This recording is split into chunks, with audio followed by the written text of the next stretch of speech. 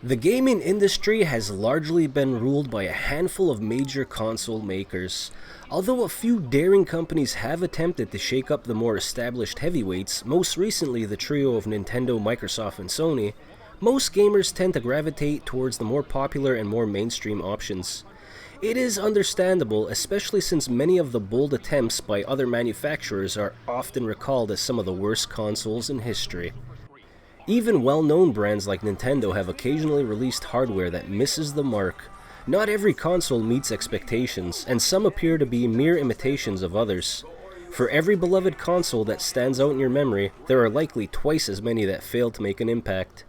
Now keep in mind that this list will not be ranked, and just because a console is on this list doesn't mean that I don't like it. There are a few on here that were decent to good. They just for whatever reason flopped or failed to make a proper impact.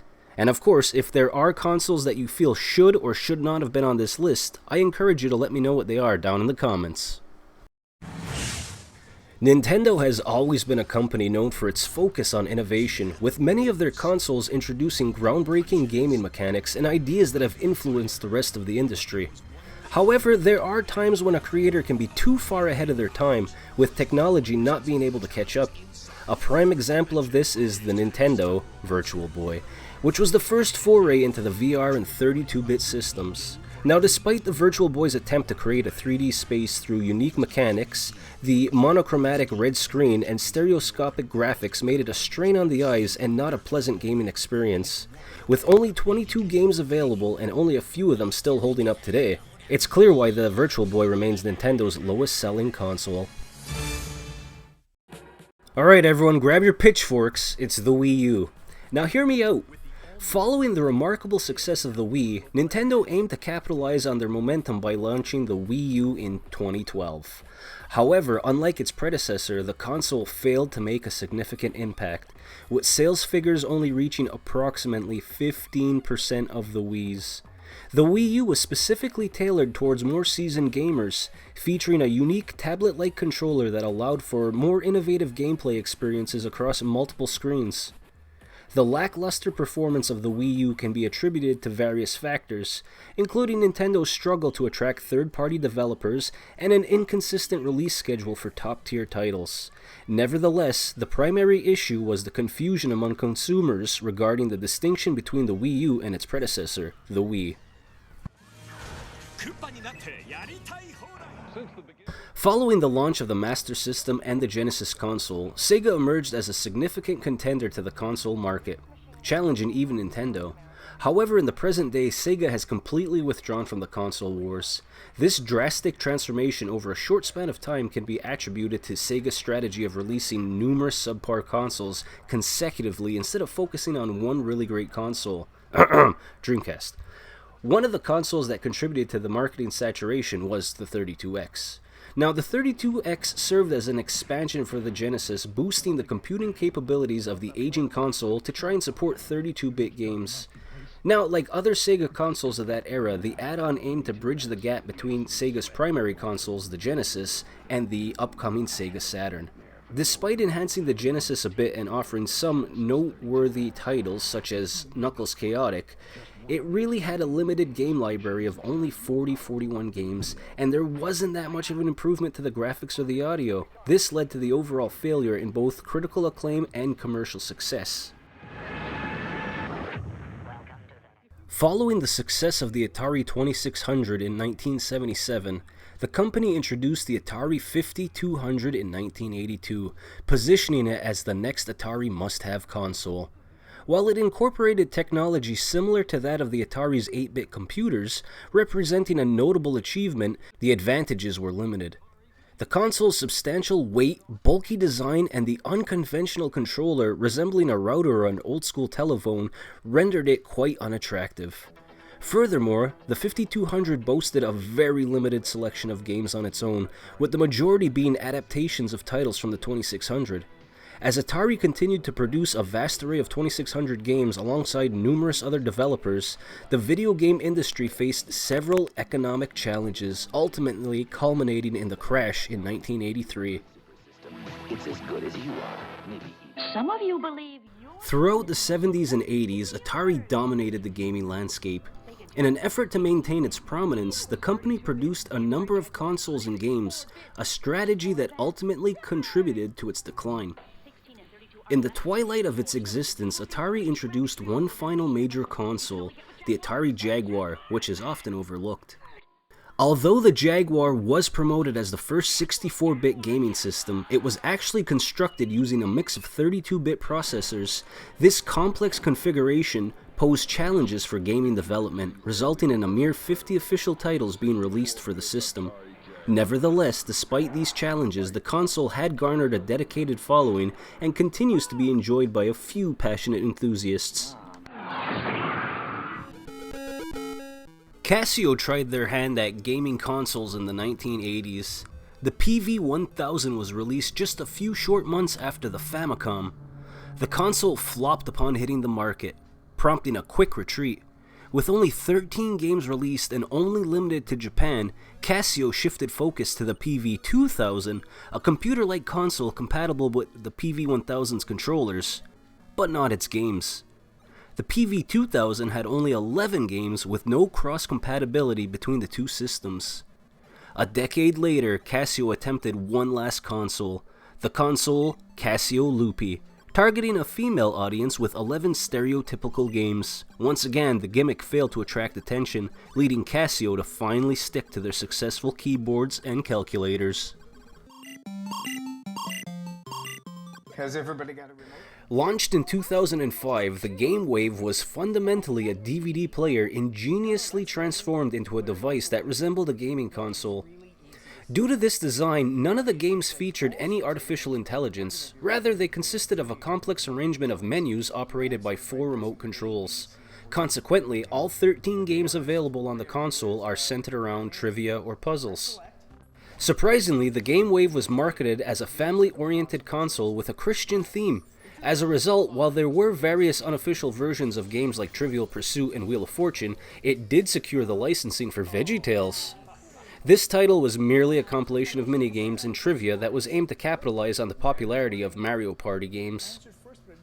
What's going on? Well, you gotta answer right. The Gamecom. Spelled thegame.com, pronounced the Gamecom. It was released by Tiger in 1997, and it was the first full game system from the company that was known for its LCD handheld games. Now, despite being packed with innovative features such as a touchpad and a stylus pen, which would later be popularized by the Nintendo DS, this system struggled due to the need for additional hardware and a monthly fee to access the internet. Tiger's confusion regarding its target audience was evident in the mix-up of a grown-up functionality with games like Resident Evil, yet the product was only available in the toy sections of department stores. As a result, the Gamecom quickly lost momentum and failed to make a lasting impact.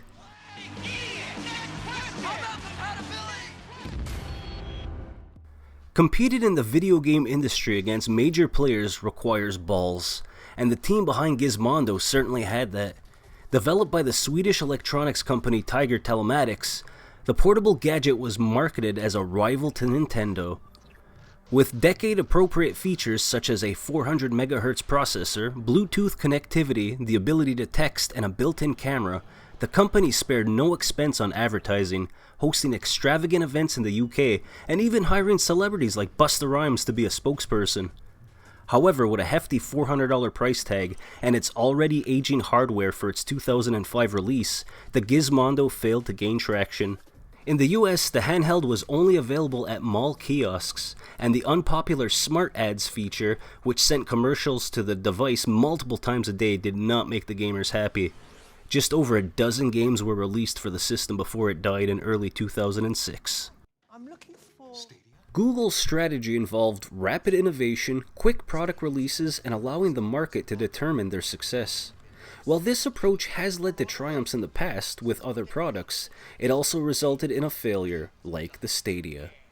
Stadia, launched in 2019, aimed to utilize cloud storage systems to enable players to access games remotely without the need for heavy computing on their personal devices.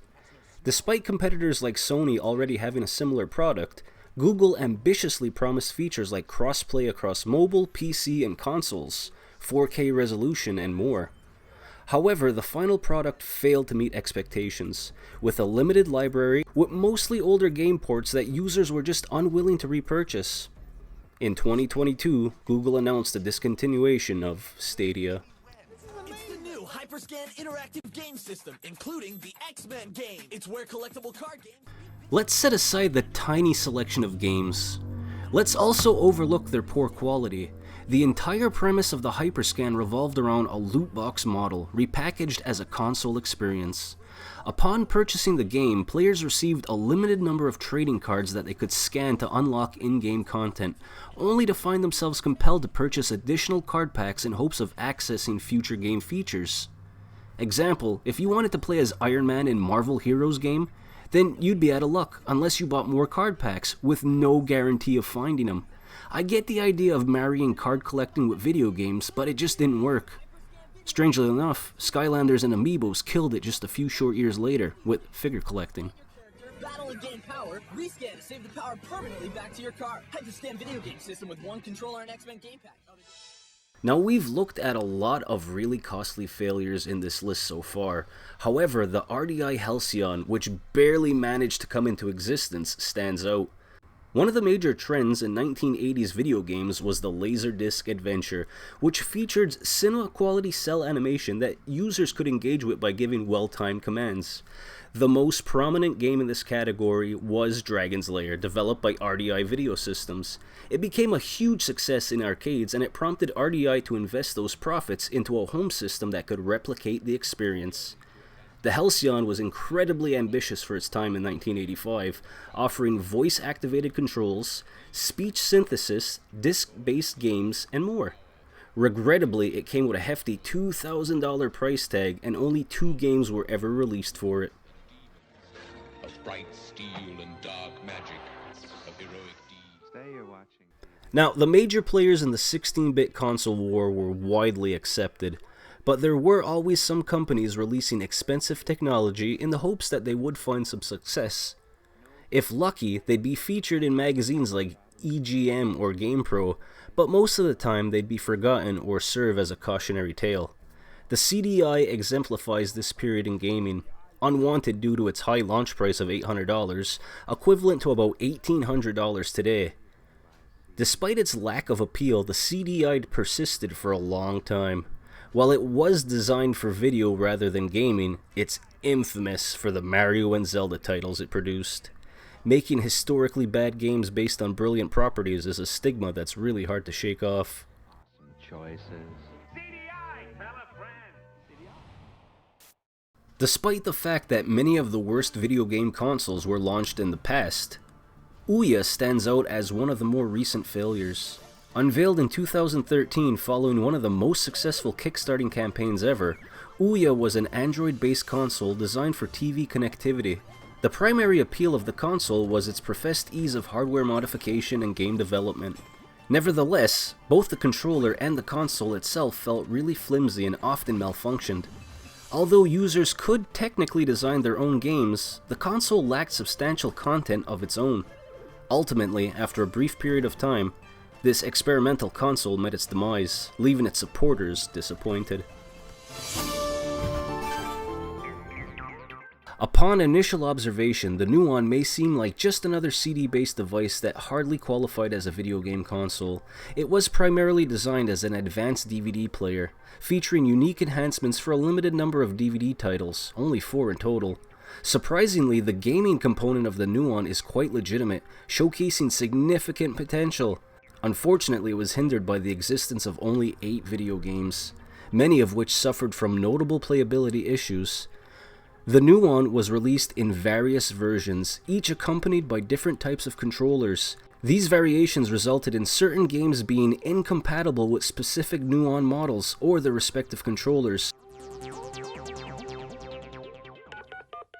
It's astonishing to consider a time when Apple faced the possibility of failure. But the mid-90s marked a rather grim period for the fruit logo giant. Intrigued by the thriving console market, Apple collaborated with Japanese toy manufacturer Bandai to create a platform that could rival others in the market. Bandai aimed to introduce a CD-ROM-based console, and, leveraging Apple's existing operating system and expertise, they were able to swiftly enter the market.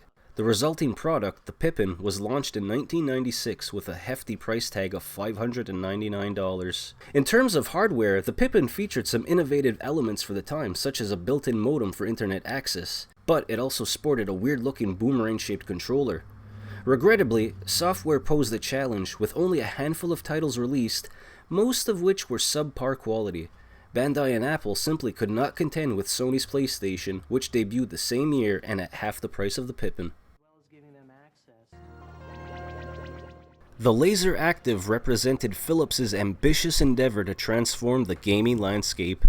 Launched in 1993, this console exclusively utilized laserdiscs, enabling it to merge animated graphics with high-quality live-action video in a manner unparalleled by any other gaming system at the time. Regrettably, the majority of the titles available for the Laser Active received unfavorable reviews, leading to distrust from potential consumers. Along with that, the initial price for the Laser Active was an astonishing $1,000, with additional controller packs required for gameplay costing an extra $600. In contrast, the SNES was priced at only $200, which made it a lot more appealing for the majority of gamers. The Laser Active was ultimately discontinued in 1996, and surprisingly, Laserdiscs limped along to 2000.